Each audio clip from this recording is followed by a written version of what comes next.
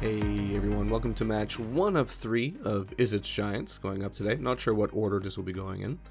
Deck was posted this morning, so make sure you check that out. I'll post a link in the description of this video. To understand what Izzet Giants is all about, an idea I've had for quite a while. Opening hand is pretty good. 2 lands, Aether Vial, Blood Moon. We could have a potential turn 3 Blood Moon here, which will shut down many, or I should say most, decks in the meta. So turn 1 Aether Vial, that's going to turn on turn 4. I know that's kind of crazy, but hear me out. I'm not completely nuts. Shadow Skull Charger is a good draw. Now, Blood Moon is actually going to be pretty brutal against Dimir Mill, which is what we're obviously playing against here. Mostly because if we cut them off black, or even blue, they're severely cut from being able to do anything. So we are going to hope that we draw a land next turn, and we are definitely smashing down Blood Moon. So we'll have Aether Vial tick up to 2, still useless for us. Do we draw a third land? We do not. Okay, well, we have Aether Vial. At this point, there's no point in not playing Aether Vial. We're not holding up anything else. If they play another crab, we'll bolt it, and we'll go from there. Okay, well, they're going to get 1 trigger off of that.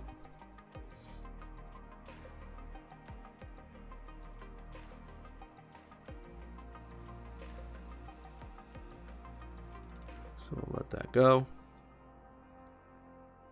There we go.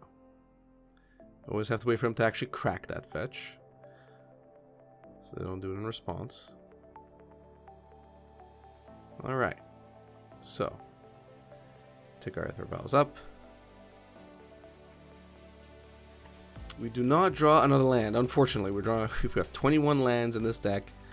There we go. Well, there's a land finally. So we're gonna cheat in Shadow Skull Charger here. And next turn we Blood Moon. It's a slow moon, but kind of got screwed on lands. So we'll just deal 4 here. No rush.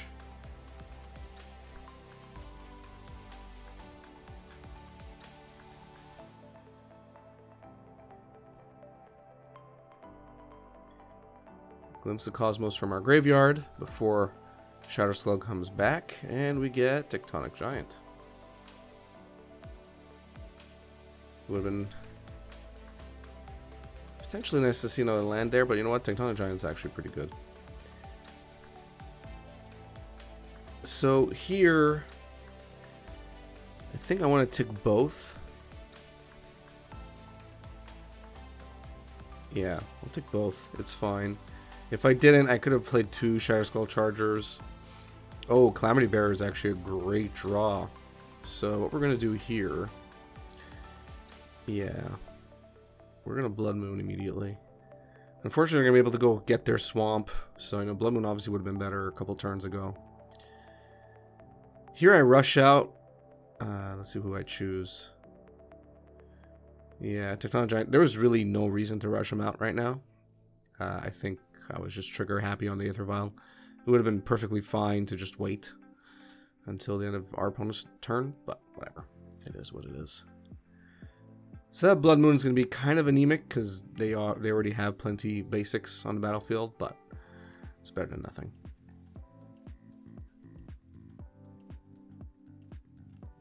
So I'm down to 34 cards in my library. I'm not too worried. I don't know why our opponent is not playing anything.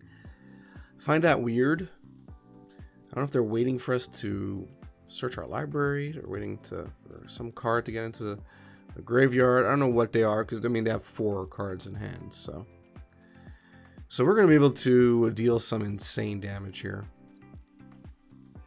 So check this out, assuming our opponent has nothing. Okay, so our opponent was holding up a Fatal Push. Fine. Probably save them. Okay, no, okay, they lost anyway. Perfect. Alright, they gave up because they saw we had a lot of damage come to them anyway. And of course, I just realized Fatal Push wouldn't have worked because, yeah, they needed something to leave the battlefield. So, yeah, okay. So they were dead that turn. They obviously had nothing to stop what was coming. 2 Shatterskull Chargers, Tectonic Giant, and I was going to cheat in a Calamity Bearer, and boom, we just deal, I don't know. I'm not going to do the math, but probably a ton of damage. So bring in some negate, some permission spells to fend off some of the more damaging mill spells that our opponent's going to be playing. Opening hand, Blood Moon and Aether Vial again, which is great. Hopefully we'll be able to actually cast Blood Moon on curve here. Looks like we will. We have all the lands necessary. So turn 1, Islands, Aether Vial, of course. Always turn on Aether Vial first because it's going to take a while for Aether Vial to actually be useful. Alright, so we got Trap there, fine. Let's see if our opponent brought in Surgical Extraction. I'm sure they did. Sure.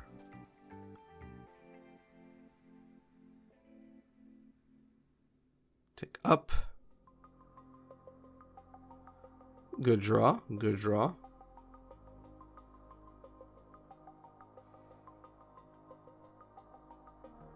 Yeah, sleight of hand. Hopefully we see a lightning bolt. We do not. We see lands. Fine. Well, it is what it is. Oh, great. 2 crabs. Well, we're about to get milled for quite a bit. What is that, 12 total? If they crack that fetch? Yeah. But they're probably looking for a card to Surgical Extract, that's my guess. Nope. Alright. Fine. They're waiting. Draw negate, which is not bad.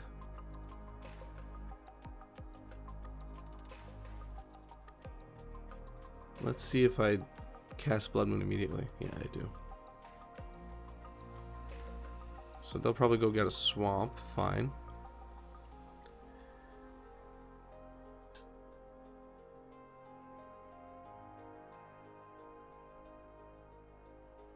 Yep. I'm down to 10. Yeah. Yeah, I'm going to concede there. 10. They got me on 10. Alright, so our opponent got us in game 2. 2 Archival Traps is pretty brutal. Let's just put it that way.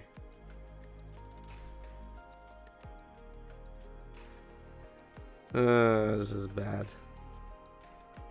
This is still pretty bad. I can get stuck for a while with this. Probably mulliganing down to 5 here. This has to be serviceable. No choice. I'm getting rid of Blood Moon. Yeah, probably smart.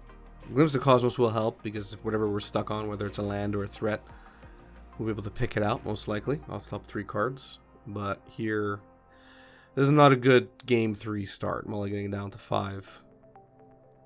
Although technically that does mean that they need to mill a few more cards. But realistically that doesn't matter. So I'm definitely going to cast Glimpse of Cosmos here and search for a 3rd land. Is my guess. Yeah, Spirebluff Canal.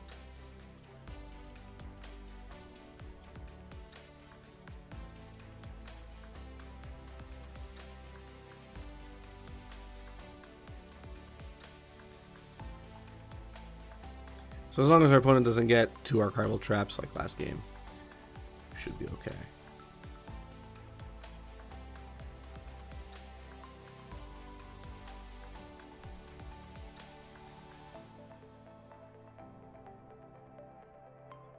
Okay. Another Spirebluff Canal. Well, we'll just attack in with our Shatterskull Charger. I can't say that name properly. And I've said it a million times. Let's just attack in here. They're obviously not going to block. Beautiful. Thank you for allowing me to attack. Assuming we get no other lands next turn, or assuming we don't get another Spirebluff Canal, we'll probably drop Calamity Bearer. Almost certainly would.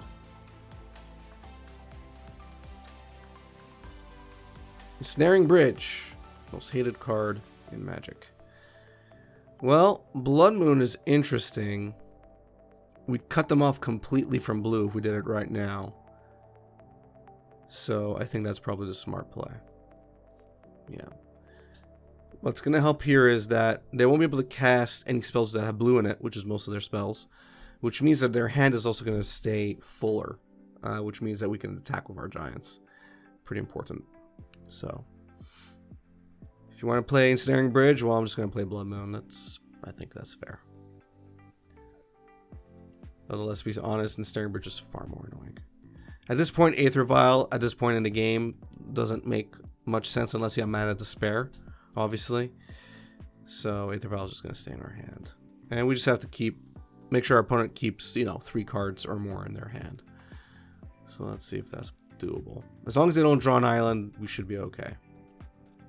This game is pretty much ours. Okay, Mesmeric Orb. That's going to hurt, but I think our clock is faster based on the cards that we have in hand. Let's see. Yeah, we're going to get a bunch of triggers here.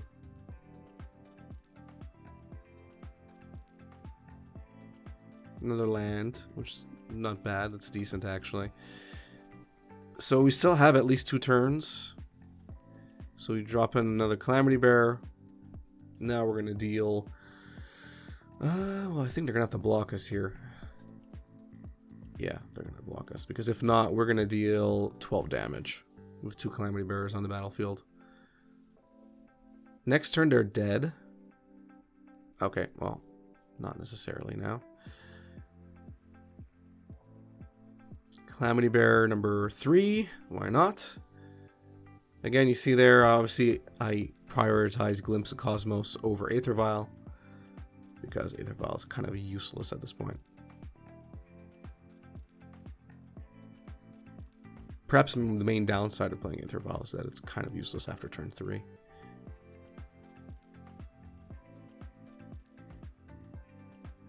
So our opponent's still stuck. No blue. It's kind of funny, because I'm sure they played Ensnaring Bridge to stop us from doing anything. And, well, we have our own tech. Island. Nice draw. Well, a good thing about playing against Mill is that, when they mill our Glimpse of Cosmos, we can still cast it from our graveyard, which is fantastic. So we're going to deal a ton of damage here. Like a ton. Like a brick. Let's see it happen. So if we attack here, we're dealing... Oof, okay, no, wait.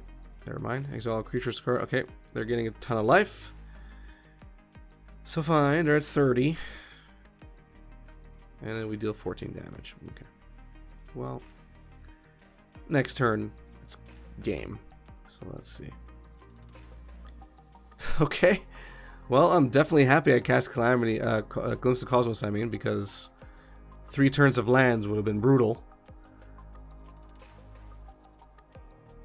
Next turn they're dead though, so let's have another Crypt Incursion. We're good. Blood Moon pulling its weight. Ensnaring Bridge not. I obviously don't feel bad here. No offense to our Mill player. I mean, it's all fair, right? I mean, if they can play Ensnaring Bridge, there's nothing wrong with Blood Moon. Arguably a far more fair card. So here I didn't kick Shatterskull Charger. And I'm not sure why, actually. That seems like a weird play. Yeah, that was definitely a misplay. I should have either kicked Shatterskull Charger or should have just played Calamity Bear. But either way, our opponent had no out. They never drew an island. We beat through Ensnaring Bridge, which is rare. You usually need to destroy Ensnaring Bridge to win against it. And yeah, we beat them. Yeah, 2 games. Awesome. 2-1. Let me know what you think about this match. What do you think about Izzet Giants? I really enjoyed playing this deck once I actually got a formula that worked. Again, check out the deck tech for more information on that. Yeah, but let me know in the comment section down below. If you enjoyed it, please give it a thumbs up. If you enjoy my content in general, please subscribe, hit the notification bell. Follow me on Twitter and Facebook. Share my content on social media. All that stuff really helps me out a lot. Would really appreciate it. Some of you, oh boy, already have. It's late in the day. And it's really helped me out a lot, so please keep that up. If you want to support this channel through Patreon, check out the link in the description of the video as well. I already have a growing community of patrons. Check out my patron rewards that you get at the end of every year. Thanks, and have a good one.